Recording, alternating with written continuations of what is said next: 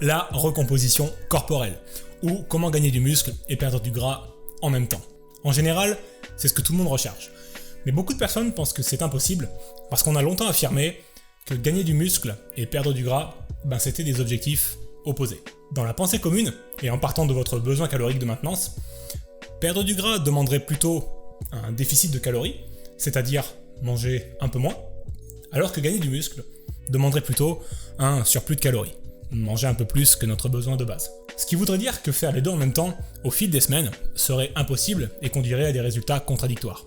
Et c'est ce qui amène la majorité des pratiquants à suivre des cycles de prise de muscle ou de sèche, où chacun des objectifs est séparé dans le temps. Par exemple, 6 mois de prise de muscle et 2 mois de sèche. Pourtant, les études scientifiques menées au cours des dernières années ont montré que la recomposition corporelle était non seulement tout à fait possible pour la grande majorité d'entre nous, mais aussi qu'elle était habituelle dans les résultats d'études. Dans cette vidéo, on va donc voir pour qui ça marche le mieux et comment faire.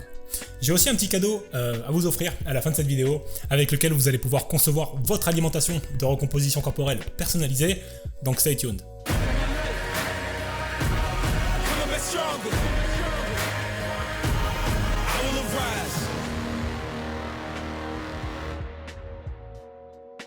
Donc, la recomposition corporelle, c'est être capable de construire du muscle, de la masse musculaire, au fil du temps, tout en diminuant sa masse grasse corporelle. Donc si par exemple, vous gagnez 3 kg de muscle en 4 mois, tout en perdant 2 kg de graisse, c'est une bonne recomposition corporelle, elle est positive. Et pour y arriver, c'est mieux d'être un débutant. Au départ, on a tous assez peu de masse musculaire et plus ou moins de graisse. Du coup, on démarre tous assez loin de notre potentiel de sèche maximal. On a de la graisse à perdre. Et aussi de notre potentiel de gain de muscle maximal. Ce qui veut dire qu'on a de la marge avant d'être vraiment musclé.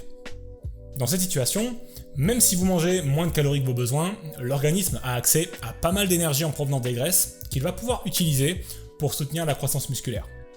Du coup, vous pouvez brûler des graisses et gagner du muscle en même temps. C'est pour ça que la recomposition corporelle s'applique surtout aux débutants, mais pas que, et pas dans tous les cas. Voyons un petit peu plus en détail sur qui elle marche le mieux. En premier, on a ceux qui débutent avec un physique de type skinny fat, c'est-à-dire très peu de masse musculaire et pas mal de gras sur la ceinture abdominale.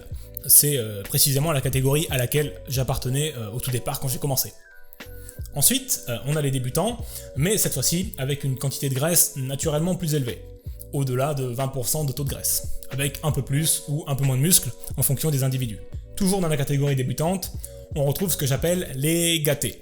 Ce sont des personnes avec une génétique de départ qui est plutôt avantageuse, avec assez peu de masse grasse et une masse musculaire naturellement développée. C'est plus rare, mais ça existe. Pour finir, on a les pratiquants de musculation avancée, qui par exemple rentrent de blessures et peuvent profiter de ce qu'on appelle la mémoire musculaire pour gagner du muscle très vite tout en perdant du gras.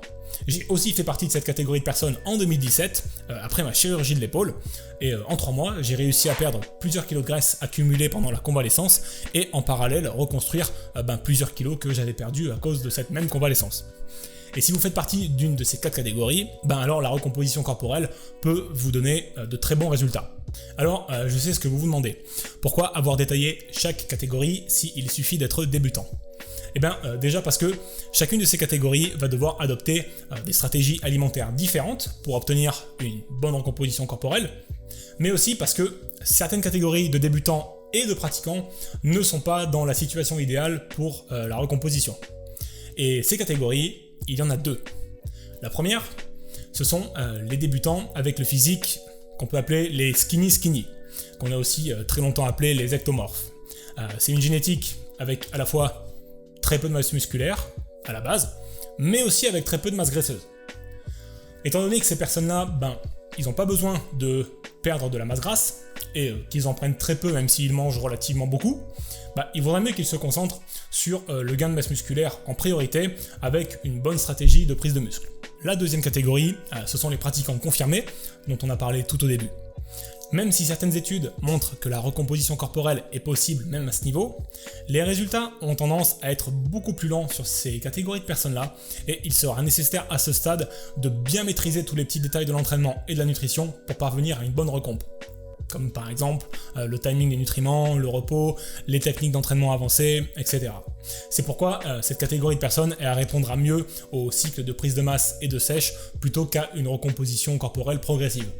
Bon, maintenant qu'on a vu pour qui ça marche mieux et pour qui ça marche moins bien, voyons un petit peu comment faire. La première condition pour obtenir une bonne recomposition, c'est de s'entraîner suffisamment dur et suffisamment souvent. J'en parlais dans mes récentes vidéos, mais globalement, réaliser entre 10 et 20 séries par groupe musculaire et par semaine est idéal pour progresser correctement sur le moyen et long terme. Faites aussi attention de réaliser chaque série en étant proche de l'échec musculaire et faites monter progressivement vos charges de travail sur des séries de 10-15 répétitions. La deuxième condition, c'est les calories. C'est à partir de là que chaque catégorie de personnes va devoir adopter une stratégie alimentaire et calorique qui va être différente par rapport aux autres catégories. Commençons par les skinny fat. Le but, ça va être de viser un petit déficit de calories par rapport à votre besoin de maintenance, environ 10% de moins. Ce sera un bon début. De cette façon, vous allez pouvoir brûler du gras progressivement et ce petit déficit de calories ne posera pas de problème en termes de gain de muscle parce que il reste minime. Le même principe va s'appliquer à ceux qui sortent de blessures et veulent récupérer un bon niveau général. La mémoire musculaire va permettre de regagner les muscles perdus assez facilement et ce petit déficit de calories de 10% permettra d'éliminer petit à petit au fil des semaines les graisses accumulées pendant la convalescence ou alors l'arrêt de la musculation. Pour les personnes avec plus de graisse, cette fois-ci, on a beaucoup plus de graisses qui sont mobilisables et dont l'énergie libérée va pouvoir soutenir la croissance musculaire. Il est donc possible, dans cette catégorie-là, de viser un déficit de calories plus important, entre 15 et 20%. On aura là encore une croissance musculaire progressive, mais cette fois-ci un rythme de perte de graisse qui sera plus rapide que les deux premières catégories, parce que tout simplement, on peut se le permettre. Et pour la dernière catégorie, ceux qui ont à la base une bonne génétique et qui commencent dans les starting blocks, l'objectif calorique pourra tourner autour de la maintenance, c'est-à-dire sans déficit de calories. Et puis en fonction des résultats, on pourra glisser petit à petit vers un petit surplus de calories entre 5 et 10%. De cette façon, si vous appartenez à cette catégorie, vous minimiserez le gain de graisse au profit des muscles, parce que si vous gagnez 500 g de graisse pour 6 ou 7 kg de muscles au cours de votre première année, vous obtiendrez quand même une très bonne recomposition corporelle, avec un taux de graisse un peu moins élevé qu'au départ, mais d'un autre côté, beaucoup plus de muscles. Troisième et dernière condition pour une bonne recomposition, l'apport en protéines.